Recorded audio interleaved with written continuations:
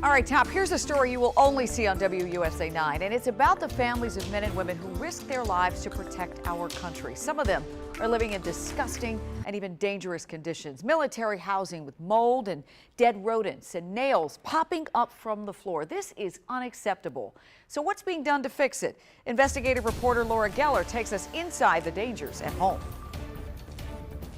These are pictures from the inside of the homes of military families. This is inside someone's kitchen. Really, would you want to live with this?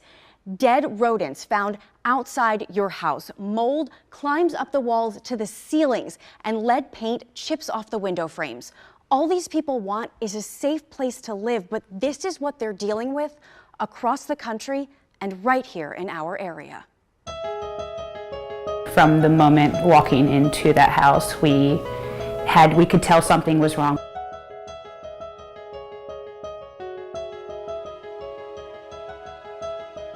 I remember hearing what sounded like it was just like a rushing water sound.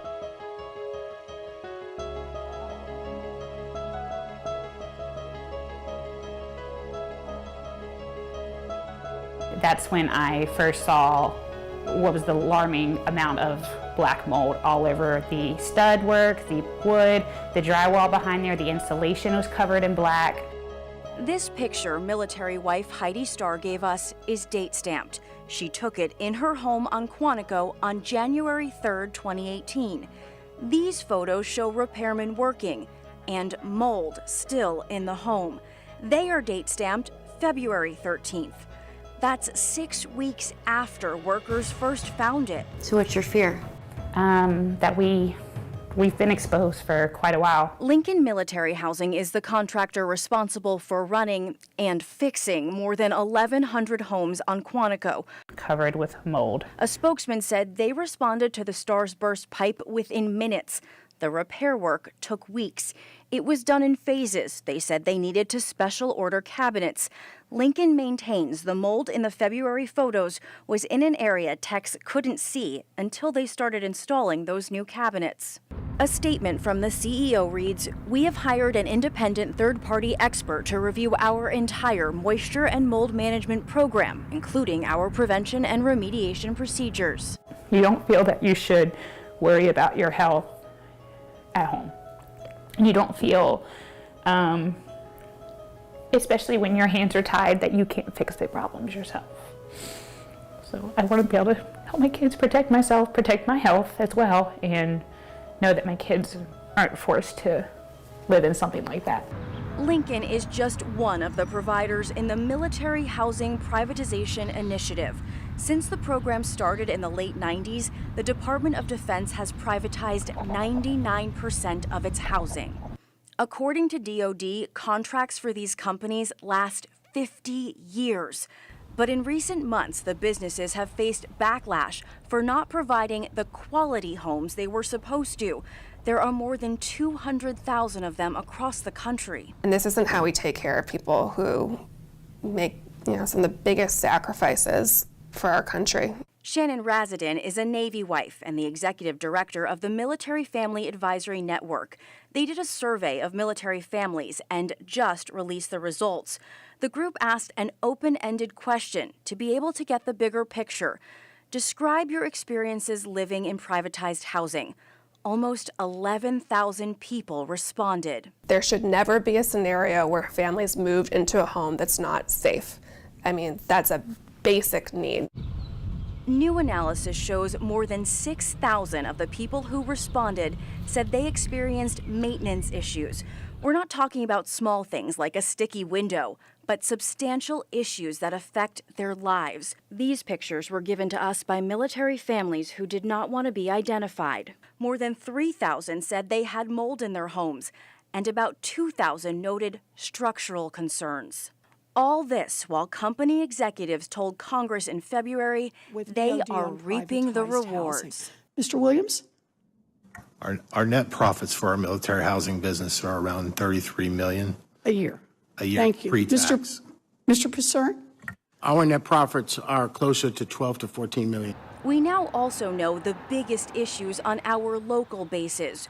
Those who responded from Quantico listed maintenance and mold. On both Fort Meade and joint-based Anacostia Bowling, about 7 out of 10 people who responded also cited maintenance concerns. The Stars moved from Quantico to Bowling last year. We had several thresholds where the carpet wasn't reaching the threshold, that the strips and the metal parts are gashing and cutting feet. We're usually a barefoot family in our home, and that's not comfortable when you're like worried that your 2-year-old's gonna run and slice their foot open. Members of Congress toured their home there. They kneeled down to take a picture and 2 nails popped up through the threshold. And about a year after moving in, the week of our interview, Hunt Companies, which manages housing on that base, decided to replace the flooring. A spokeswoman for Hunt tells WUSA 9 they are aware of the concerns at Bowling and replaced the Stars flooring after multiple service calls about the issue. She sent us a statement saying Hunt holds itself accountable and is committed to continuing to make necessary improvements to offer every resident high-quality housing. There's no reason why we should be here today where this has been raised to a level where Congress has to get involved. The Department of Defense has to do better by our military families. Lawmakers on the Hill, including Maryland Congressman Anthony Brown, have proposed new legislation to give military families more protections and increase transparency and oversight of these deals. The service branches have announced surveys and hotlines. Their leaders also promised to renegotiate those 50-year contracts for more accountability. The military contractors say they're working to improve their systems, and Congress is also expected to take up this issue as it goes through the defense spending bill. This is an issue that's not going to be fixed overnight. It's going to take a long time. We are seeing the right attention given to it, but I also think that there's a lot more that we have to learn as far as how do we get this far and how can we make sure that this is fixed in a way that's responsible and puts the needs of families first.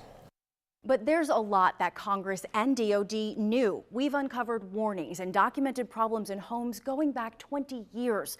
We're working to find out why concrete fixes haven't been discussed until recently, and we'll bring you those stories as we continue to investigate. Okay, Leslie? so those companies have commented on Star-specific problem, but what about the broader issue here? Well, we wanted to talk to them about exactly that, and we reached out, but they'd only give us statements. None of them would appear on camera. We've put those statements online, and we've also created a searchable database so you can take a look at the issues on every base. Just head to WUSA9.com.